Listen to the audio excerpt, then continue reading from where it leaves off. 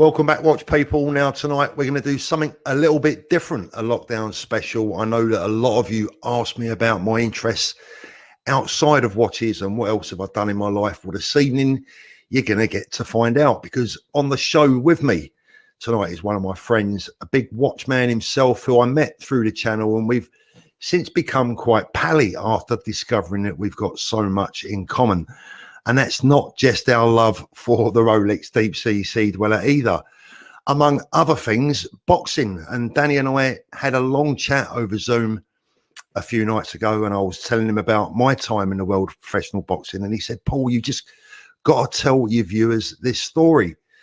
So I thought, you know, who better to conduct this interview than Danny himself, who also happens to be a former boxer, as well as a lifelong friend of former world heavyweight champion and British boxing legend Frank Bruno. Danny, welcome to the show. I guess my first question for you is, where would you like to start? I've got a little list of stuff here, Paul. Good stuff. From our discussion before. We'll see where we go with it.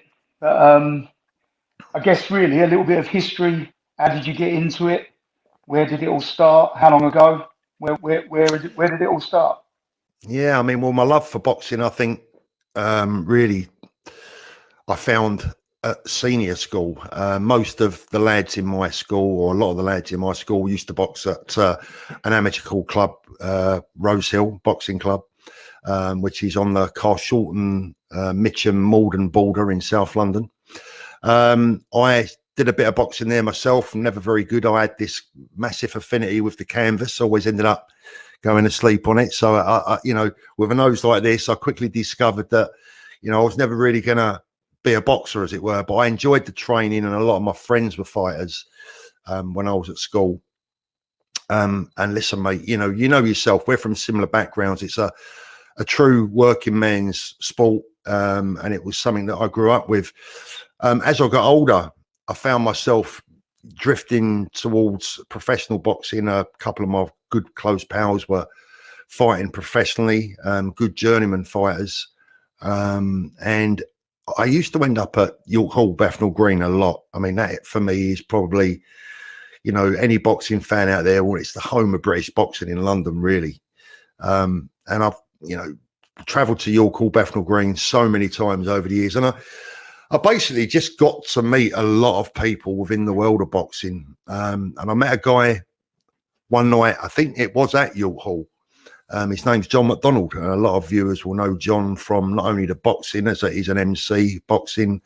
He also does the world darts, I believe, John. Very well-known chap. And we started speaking, and it turned out that we lived about 5 minutes away from each other.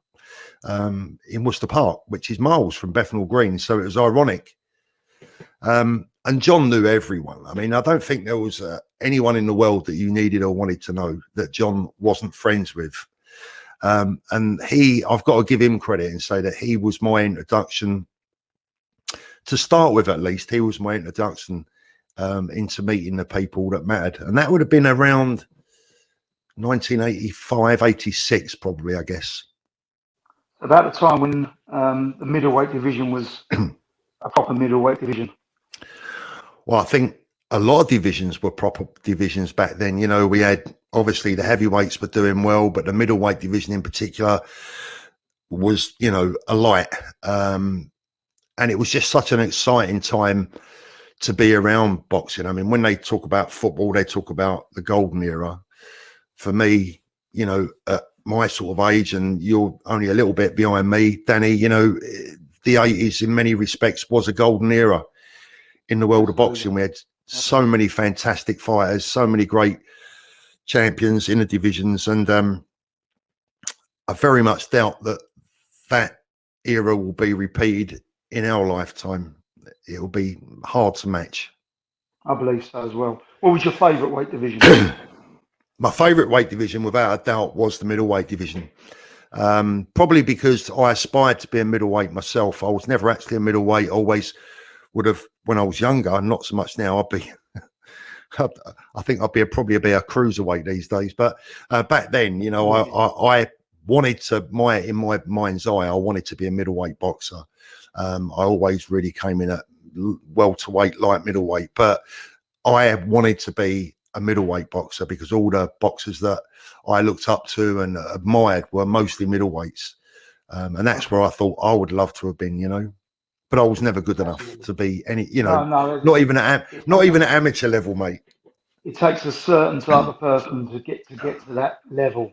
It's a very. I was going to say I have so much respect for all fighters, mate, because I've seen what it takes. I've done a fair bit of sparring when I was younger. I used to go to a few professional gyms, with my friends who were professional fighters, and I'd get in a ring with one or two of them, and they'd be kind to me, and they'd be gentle. But if ever, I remember once I threw a punch once, and it was a good shot.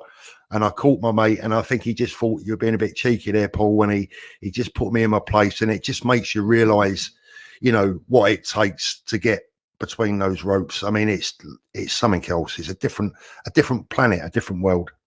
Yeah, there's a fitness. There's fit people, and then there's fighting fit, and it's a very very different level. A lot of people they'll get on a treadmill and run for a while and do a little bit of circuit training, and it's a very very different level when you're in the boxing ring, you and one other person. Yeah. And I've known professional footballers to get in a boxing ring, and after shadow boxing for 3 minutes, they're finished. I mean, it's just a total different level of fitness. They just can't get to that level, and especially when someone is actually, if you're sparring, someone is actually out there. Not only are you getting rid of your own energy, someone else is taking it out of you at the same time. So it's a double whammy. It's not like punching a punch bag for an hour, No. It's punching and taking the punches, and the punches take it out of you more than absolutely. Punching, Listen, mate, I'm the best shadow boxer in the world. Yeah, I can imagine. It's a totally different level when you're in there. Yeah. So, Paul, who's out of all of you said you like the middleweights? So, out of all the middleweights in history, who do you think's your favourite? Well, I guess it would be easy to roll off, all the usual suspects from back in the day or whatever, Danny. But I've got to be honest, my favourite middleweight of all time is one of my favourite fighters of all time, and that's Nigel Benn, one of our own. I was lucky enough to get to know Nigel quite well back when he was very active early in his career, and also, later on in his career. Lovely guy. He attended some shows that I put on. Just a really, really nice guy. Former army man, as everyone knows, but he was a great fighter. I mean, I remember the first time I ever saw him. I've got a funny feeling it may have been his first pro fight at Windsor. I'm not sure if it was his first fight, but when he came out of the dressing room, there was this guy with a semi-Mohican style haircut. He had Kronk boxing yellow style shorts with red writing, the Dark Destroyer, and I thought, wow, this kid really looks the part. And then he got in the ring. And he didn't just look the part coming into the ring. He looked the part when he was inside it. I mean, he was an absolute animal, really. Value for money as well. He was our Mike Tyson, and he had a far better chin than a lot of people perhaps gave him credit for. He could give it and he could take it. And Nigel was, for me, Nigel was at his most dangerous when he was hurt or when he was rattled. Always. When he was on the ropes. Always. When he was on the ropes, we saw that on a number of occasions with Nigel that if you put him in trouble, he was going to come back firing with both cylinders, and I thought he was a great fighter, one of the most enjoyable fighters that I've ever seen personally. And of course he started on terrestrial TV, and on a Friday and Saturday night, Friday fight night, there used to be 20 million people in England that used to tune in on ITV. And going back to it, so the golden era of the middleweights when you had Hearns, Hagler, Leonard, Duran. Out of those four, who's your boy? Oh, I think, you know what? I always used to love watching Thomas Hearns because I thought those eyes, he looked so scary. And he was so tall, so lanky. He had that reach, lanky. I mean, I can't imagine what it would have been like to deal with his qualities. Sugar Ray Leonard, a very pretty fighter, technically a genius. Honestly, didn't used to excite me as much as a lot of people. I like a gunslinger. Roberto Duran. I know he had the debacle with Leonard, you know, but ultimately there's a tough guy, you know. Out of the four, Hagler, you know, Hagler was again one of my all-time favourites, right upside along Nigel Benn. And you know, it's ironic because we spoke, didn't we, just a few days ago about Marvin Hagler, and a couple of days later, sadly, God rest his soul, he's gone. You know, and I was really upset to see that news, because he was a great fighter, a fantastic ambassador for the sport. And do you know what? I've got to be frank here and say, I always felt embarrassed for the British public for what happened to him after he defeated Alan Minter at Wembley. Yeah, I remember it with all the bottles and the cans being thrown in the ring. I mean, I think it finished in the third round by memory. I think somewhere around that. It was something like that. Third round. It was early, and he smashed into pieces. His eyes were bleeding. He cut Alan Minter to pieces, and he took his belts, and basically the British boxing public were disgraceful that night. You know, and I always felt that. Yeah, it was an embarrassment. And whenever I saw Marvin Hagler interviewed, he was always so polite about the Brits, and said that, you know, he'd forgiven us, sort of thing. But I don't know what he felt deep in his heart. You know, I hope that he realised that the true boxing fans would have applauded him as much as we were sorry to see Alan Minter lose. It was a masterclass, and he went on to do it time and time again to a lot of other fighters, including Tony Sibson, who was another fighter that I liked, you know. Yeah, good value for money fighter again. Good value for money, yeah. You know, a gunslinger, very brave. You know, I remember that build up to the Sibson Hagler fight, and I was really hoping that Sibbo would, you know, do the business, but Hagler was something else. Yeah, he was. He was a different level. HURT, always coming forward, always wanting to put his pain. Tremendous fighter. Brilliant technician, vicious, you know. Yeah, always going forward, wanted to hurt his opponent, a proper boxer. You know, Floyd Mayweather's, everyone says greatest of all time, but his style was a little boring, in my opinion. A little bit Sugar Ray Leonard for me, you know. Yeah, a little bit too technical, not enough aggression. Yeah. And again, that takes us back to why you like Nigel, because obviously he went forward all the time. Yeah, Nigel had quite a lot of hard fights in the latter part of his career, as you mentioned earlier. Eubank, Watson, McClellan. I mean, they don't really get much tougher than McClellan. McClellan was all over here to beat him up. To bash him up, basically. Yeah, completely. And it looked, I think, certainly in the first few rounds, that was it was going to go that way. Yeah. I mean, any youngsters out there that, you know, are boxing fans and haven't followed that period, you know, get on YouTube and have a look. I mean, I want to give, you mentioned Michael Watson as well. I mean, Michael Watson was actually an extremely good fighter, a world-class fighter, a lovely guy. I used to speak to Michael's mum regularly on the phone. If I used to ring Michael up at his house or his flat, where he lived with his mum at the time, and if he wasn't back from training, his mum, bless her, she was a lovely woman. She always made me feel so welcome, you know, and I was really, you know, obviously sorry to see the way things went for Michael, you know, but another great fighter and a great British fighter from that period. I was at that fight with Michael and Eubank when he knocked Eubank down, and obviously got up, come out of his corner, and one uppercut just changed. It's a shame it changed Michael's life forever, obviously. As did Nigel with McClellan. Yeah. But this is for me, Danny. This is why, you know, I'm a big football man as well. I love my football. Football is, you know, probably, I suppose, it's my number one sport, only because I'm so passionate about my hometown club, Fulham. It's a family thing.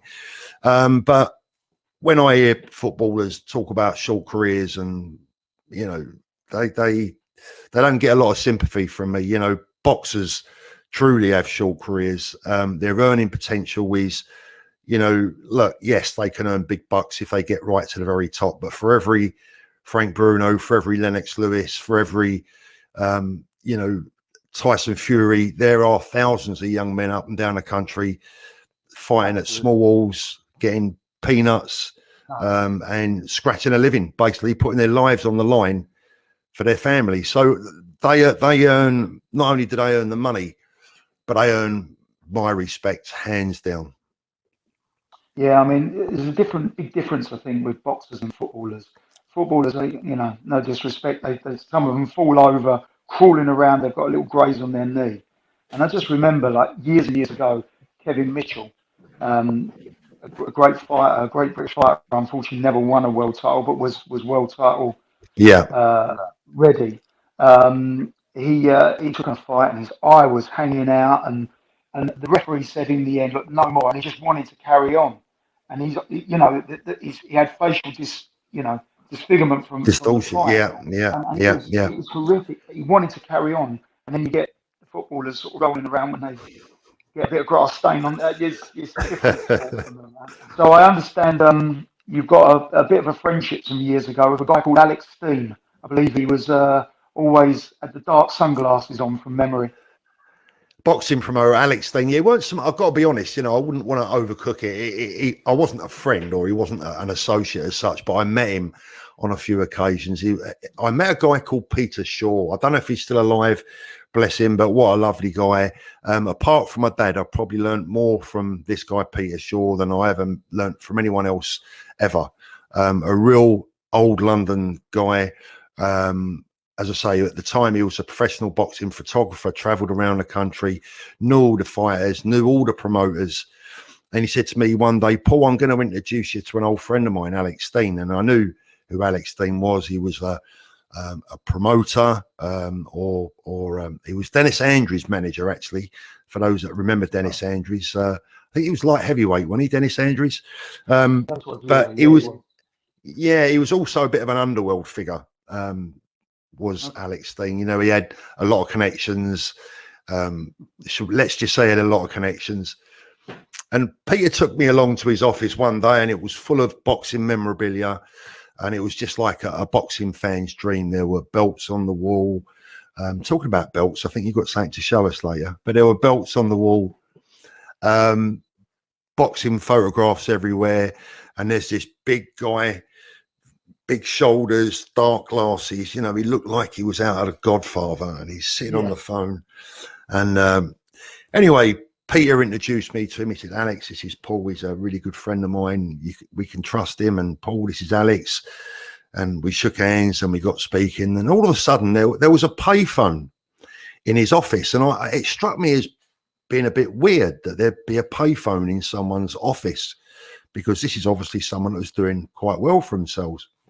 And it was one of them big old grey ones, for those of us old enough to remember, black handle, big grey metal box on the wall. You put 2p or 10p in it. And we're sitting in the office and the phone rang. And Alex picked the phone up and he's talking to someone. He's going, yeah, I'll go and find it. I'll go and have a look for it. Yeah, I'll go and have a look for it. And he's talking on the phone. Meanwhile, my friend Peter, who brought me to the office and introduced me to him, had gone outside to have a cigarette, I think. And Alex Steen turned around and said to me, he said, Paul, he said, I've got Reggie on the phone. He said, come and have a word with him, will you, while I go and find something.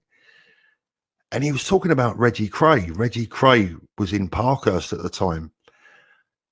And he just handed me the phone, just gave me the phone to speak to Reggie Cray, whilst Alex went to find whatever Reggie Cray wanted from wherever it was. I didn't know what. I've picked up the phone. I've gone, hello. And I nearly said, what you been up to? It was the most bizarre experience of my life. I was actually cringing. I did not know what to say or to think of it. And even, well, do you know what is the weird thing, Danny? To this day, I swear to you, if I'm absolutely honest, I haven't got a clue what I said to him. You didn't know? You don't remember? I haven't got a clue what I said to him or what he said to me. I'd love to remember, but it couldn't have been much. I mean, I was only on the phone to him, thankfully, for a minute or two. But my God, it's hard to make conversation with someone that A, you've never met, and B, is in prison serving a life sentence. I mean, what do you say? You can't say what you're up to the weekend. Absolutely. Yeah, absolutely. A bit stuck there. He just dumped the I phone on was you and off stuck. he went. But listen, Danny, you've been around boxing yourself, mate. You know that the boxing world is intrinsically linked with some very interesting characters. Absolutely. Show business, the world of show business. Wherever you see boxing champions, you will find gangsters, you will find show business, you will find everything. Las Vegas, it's all one big pot, all poured into one. And look, I had no interest in being associated with some of the people that I got to meet, but they're part of the scene. Absolutely. And if you want to get on in the scene and you want to be a part of that scene, then you make friends with whoever you need to make friends with, because they will open doors for you. And a lot of people that I met over the years, I mean, I only spent actually, I think 4.5 years in boxing before I decided to leave the business. And this was a break in between my watch dealing with my family. But every person that you meet in boxing will open up, will open up a door to someone else, because everyone in boxing knows everyone else. Absolutely. And most people, and then they all know the showbiz people. And so it's an extremely interesting and amazing world to be in. Found myself in a company of people that, I'd go home and I think, what was I doing there tonight? What the hell? You felt out of I didn't place. belong there. Kind of. I was never made to fill out a place. But sometimes I think, at that age, I was in my mid-20s. I think I was a bit out of my depth, to be honest. And there were times, I wouldn't say I was starstruck, but it's very difficult to say no sometimes to people that are so famous. But I didn't have any bad experiences with anyone in the world of boxing. Everyone was really good, really polite. And I met so many wonderful people and had such a great time. The social life was immense. I mean, you'll never get a better social life than if you're in the world of professional sport, and boxing in particular. The social life is just unbelievable. Yeah, I can imagine. And for a man for a single man in his mid-20s at the time, it was ideal. Yeah. I think heavyweights, what do you think of the heavyweight division years ago compared to now? How do you see it? Like going back 20, 30, 40 years ago to today's fighters, how do you see that? Well, I think obviously, again, the Tyson era was a golden era. We was gifted with some brilliant heavyweights. I think for me, really, the heavyweight division came alive. Obviously there was Muhammad Ali, the greatest, but after that it was kind of Larry Holmes came along and was probably underrated for a long time, simply because he was Ali's sparring partner and people wouldn't believe in him as such. But Holmes was a great fighter and a vicious fighter as well when he needed to be. A great jab. Very, very great probably jab. the second edition. You would not want to be on the end of that for 12 or 15 rounds, as it were back then, So Larry Holmes, and then we went, after that came Mike Tyson and that era, the Witherspoons, the Frank Brunos, etc. James Bone Crusher Smith. There's so many good heavyweights around that time. Then we had there was a bit of a lull, wasn't there, for a few years. James Buster Douglas took it. James Buster Douglas. Yeah. I mean, I think I told Holyfield, I think I told you the story about the night that Tyson lost for the first time. I don't know if I mentioned it the other night, but it was the night I met my wife. We went to a nightclub in Croydon, and I went with a friend of mine. And it was February the 10th, 1990. And we went to a nightclub in Croydon, and I met this girl. And I went back to my mate and I said, I've just met the woman I'm going to marry. And he laughed. And I said, well, look, but let's get home tonight because I want to see the Tyson fight with Douglas. Tyson and James Buster Douglas. Yeah. So we went back to his place. The fight was obviously early hours of the morning. Tyson lost. So I'll never forget that. The night that Tyson lost, the night I met my wife. Wow. 30, just over 30 years ago. Yeah. This last month. February the 10th, what year was it? February the 10th, 1990. Yeah, 1990, 30 odd years ago. Wow, Yeah, that's amazing. And what do you think yeah. about the current state of the heavyweights now? I mean, really, we've got 3 or 4 on the scene, really. Well, I think but I think for me there is one that stands head and shoulders above everyone else, and that is the man himself, the lineal heavyweight champion of the world, Tyson Fury. And I don't think anyone can really dispute that. I've got to admit, mate, I'm going to put my hands up and say that I thought that Wilder would beat him in the second fight.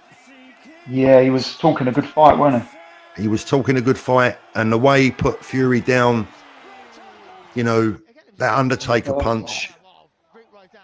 I thought, There's no way he would ever get up from that punch, and he did. And it's just remarkable when, afterwards, I so wanted Fury to win that second fight, and I felt a bit ashamed of myself afterwards. I'd actually publicly predicted that he would lose because I just felt that Wilder would get lucky once again with that punch, and I couldn't see him. Long time, isn't there? 36 minutes to land one big punch, and Wilder definitely has that punch.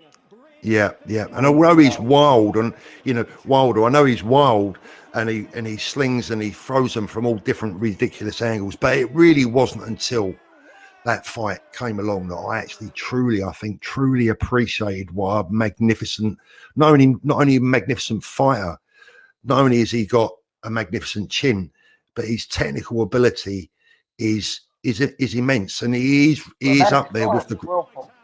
Pardon me?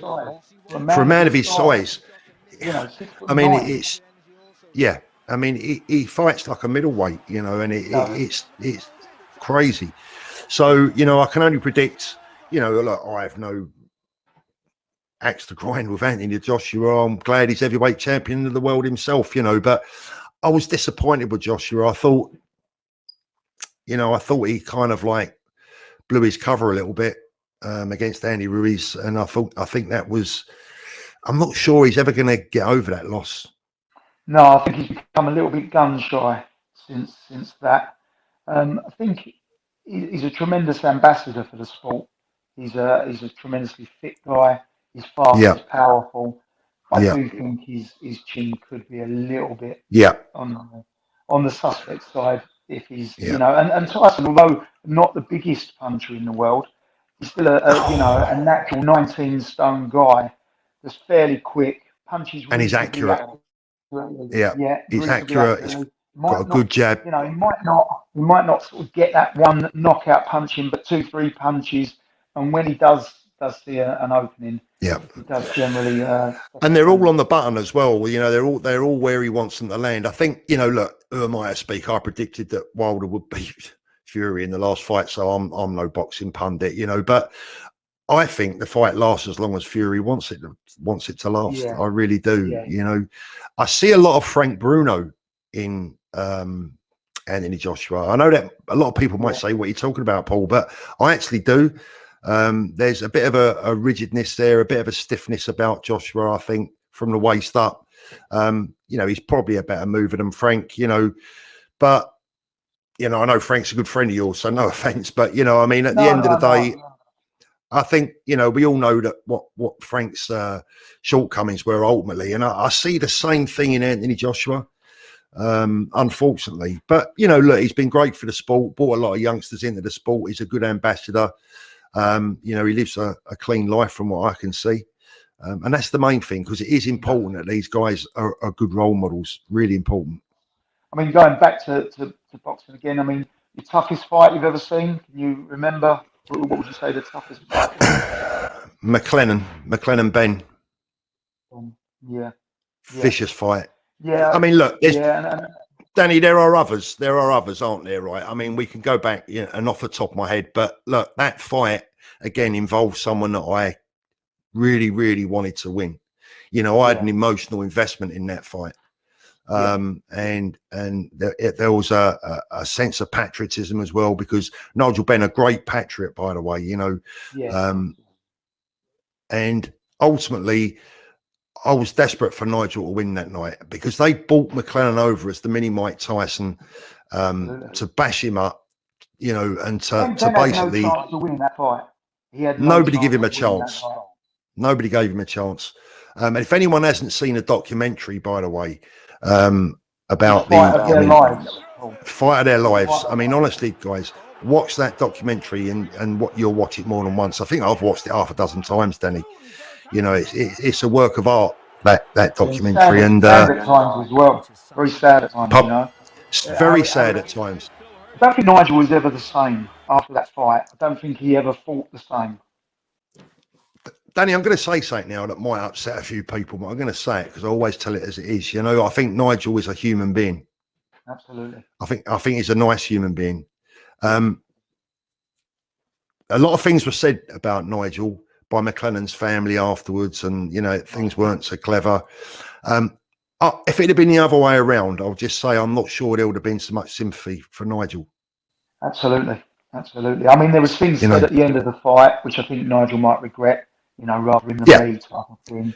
But that was the heat of the moment. Charged. Yeah, very charged. Danny, you got to remember that Nigel knew that he was bought. Don King brought his man over to bash Nigel up, and it didn't work. That's right. Absolutely. When Gerald unfortunately suffered severe injuries, brain injuries. Yeah, he's virtually blind, virtually deaf. Very terrible. His family sold his belts at an auction when I believe they brought Gerald over and Nigel see him some years later, and I believe the belts might have been auctioned off that night. I'm not sure, but they were offered to me later. I didn't buy them directly; they were offered to me some stage later, and I bought Gerald's WBC belt. Wow, look at that, watch people. Yeah, look at that. Yeah. So that's the belt he won off of Julian the Hawk Jackson.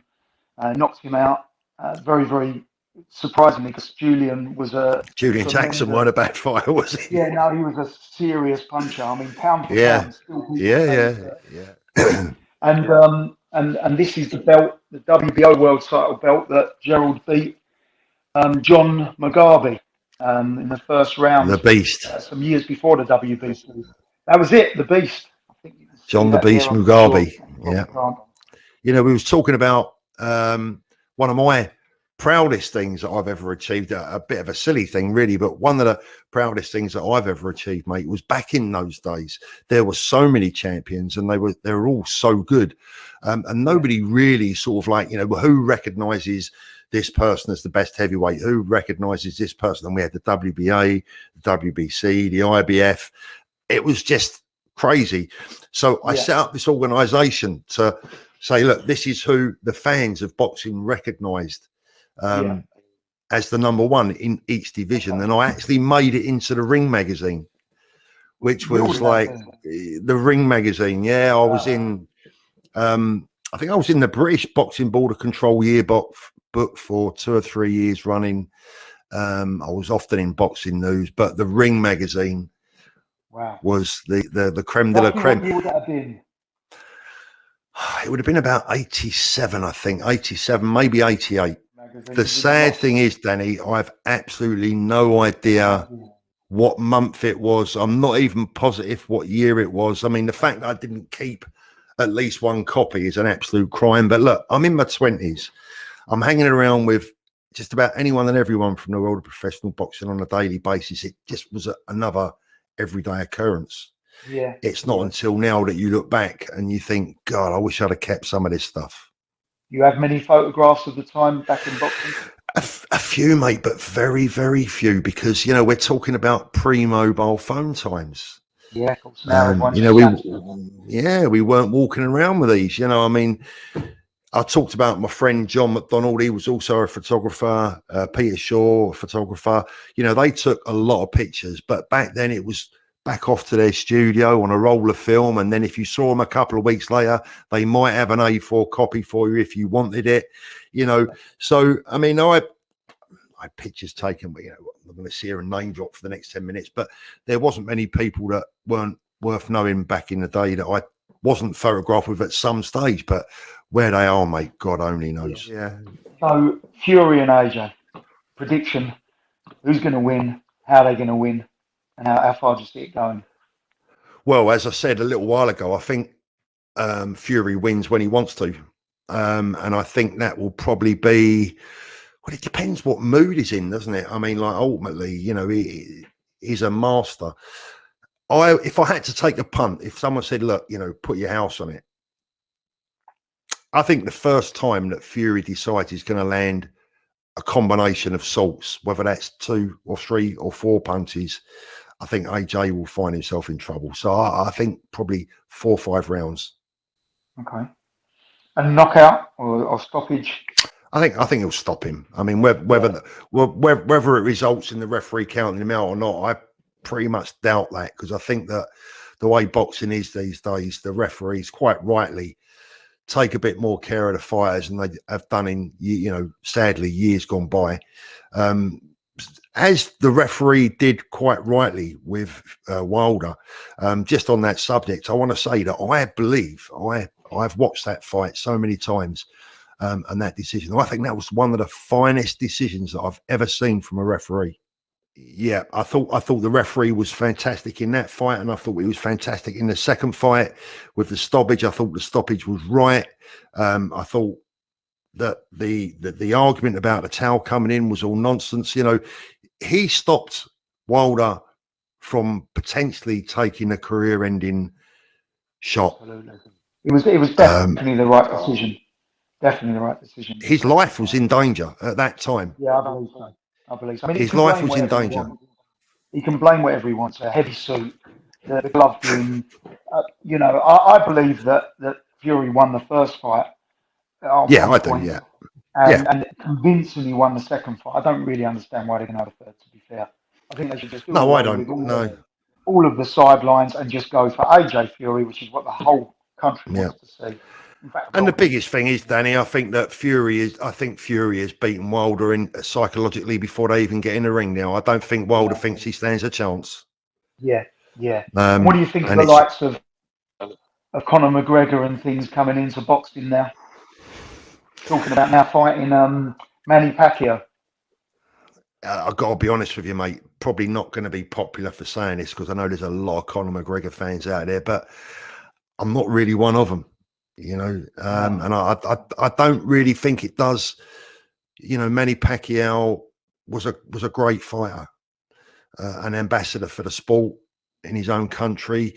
Floyd Mayweather, one of the greatest fighters the world's ever seen. If you look at his record, maybe not the most exciting fighter in the world. I don't know what they're doing, messing about with fighters from other sports. Like, I respect Conor McGregor. I respect any man that takes that walk, whether it's in a realm arena or a square one. They've got my respect. They've got more guts than I've got, Danny, right? And you've done it. You've done boxing yourself. So I would never knock anyone, their ability, but I don't see the point.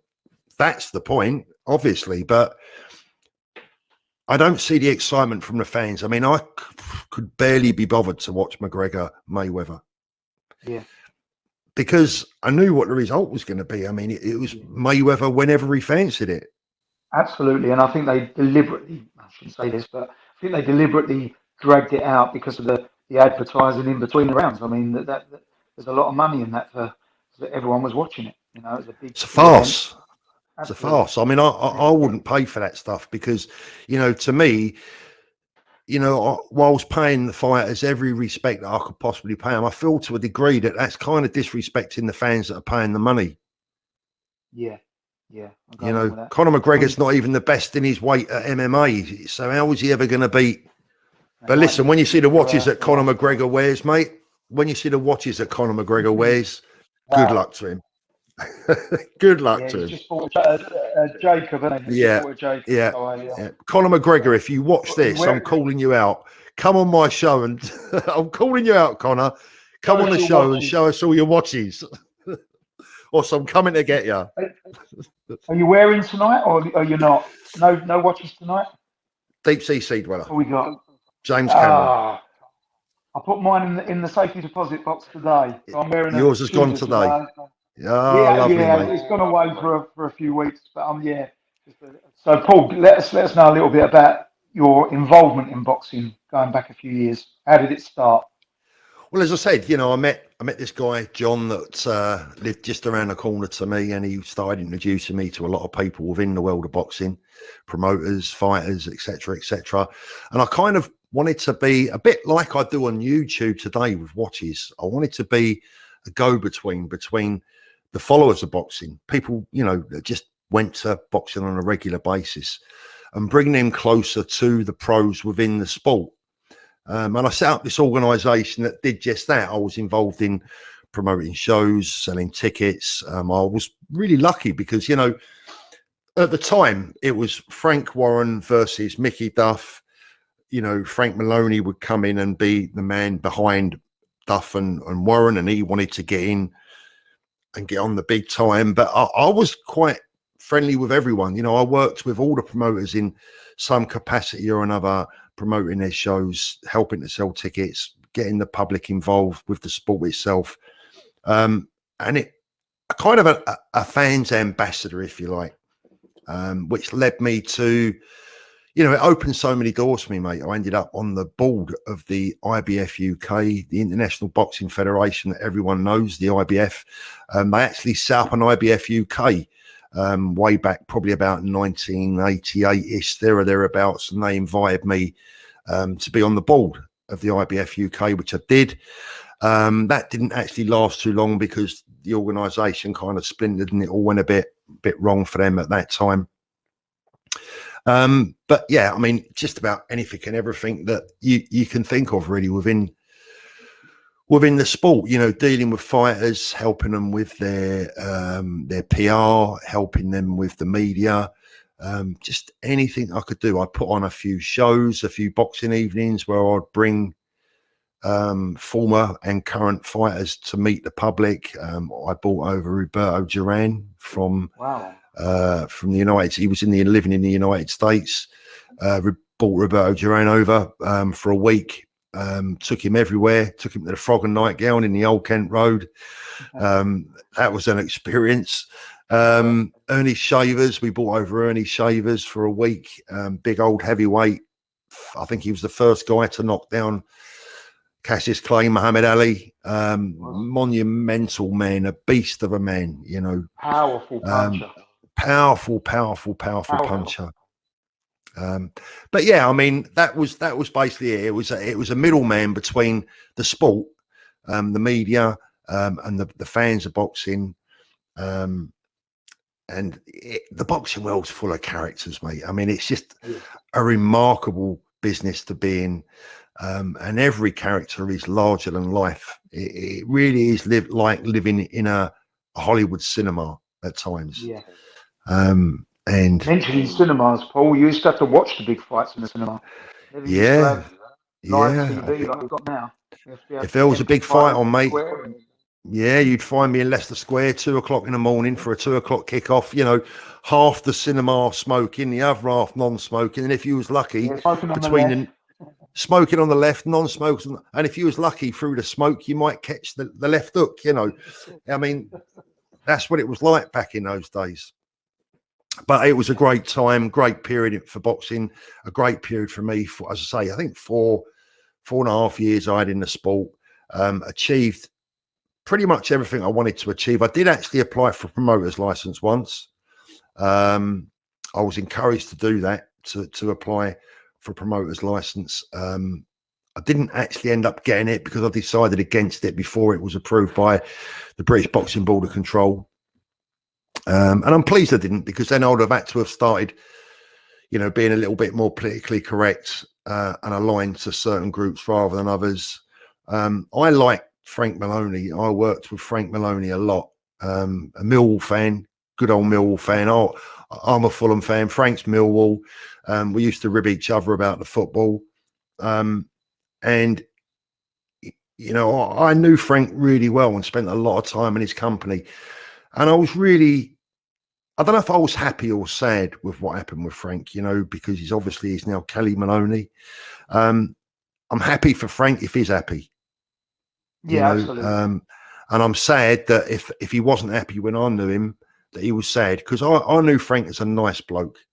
Yeah. And, and I was really pleased when Lennox Lewis came along for him, because Frank was a small hall promoter, really struggling to get out of the shadows of Warren and Frank Warren and Mickey Duff, and he did it ultimately. With Lennox Lewis, Mike Barrett, Jarvis is there, yeah, Mike Barrett, they had the control before Frank Warren. Frank Warren was the new boy at one stage, you know, but obviously Frankie's, you know, hugely established within the world of boxing. Did a little bit of work with Frank Warren, did a bit of work with Eddie Hearn's dad, Barry Hearn.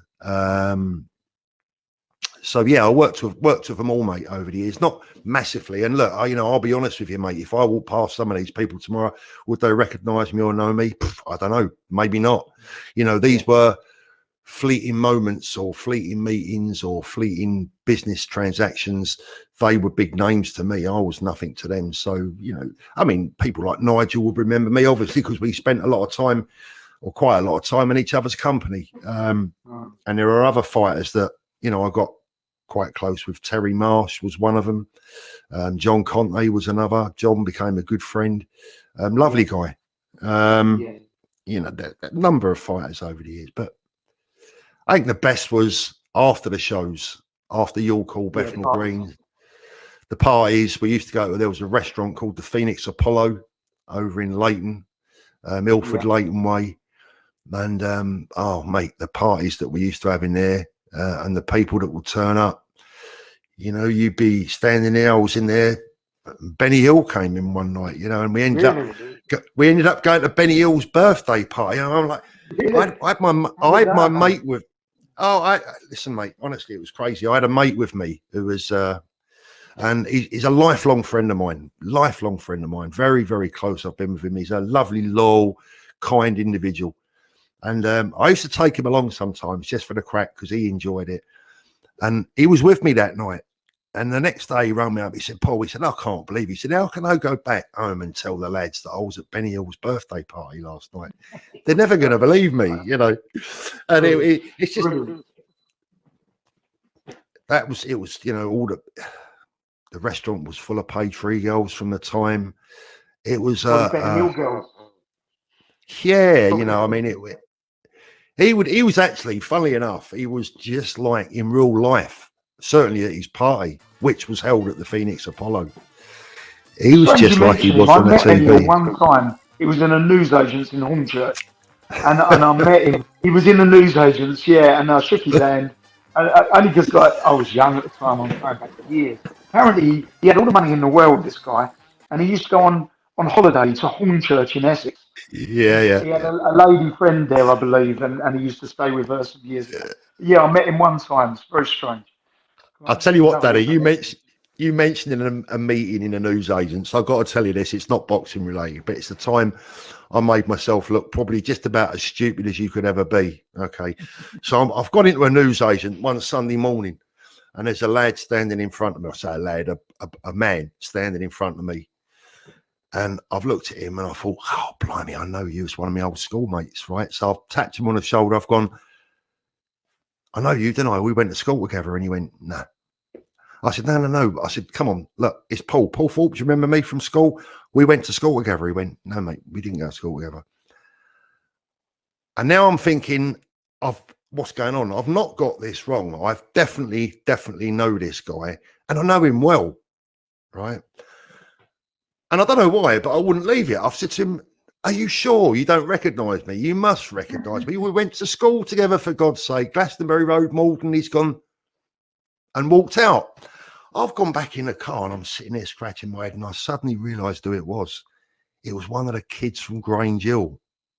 Oh, my God. You've associated the school. And I've associated it with school. And I'm insisting to this bloke that we know each other. And I'm sitting in the car and I'm thinking, weird. And then it's I've realised, and he must have thought, who is this idiot? I felt so embarrassed, mate. I felt so embarrassed. It was a week before I told my wife.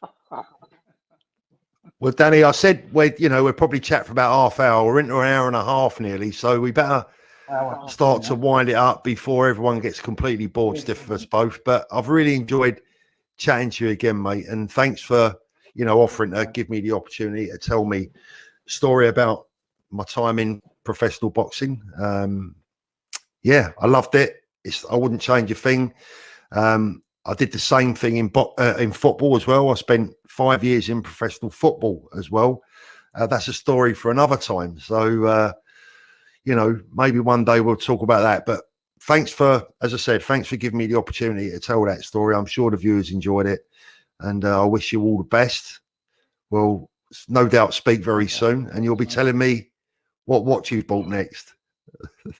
Cheers, Danny. Yeah. Well, you will be telling me, mate. Speak to you soon. Take care.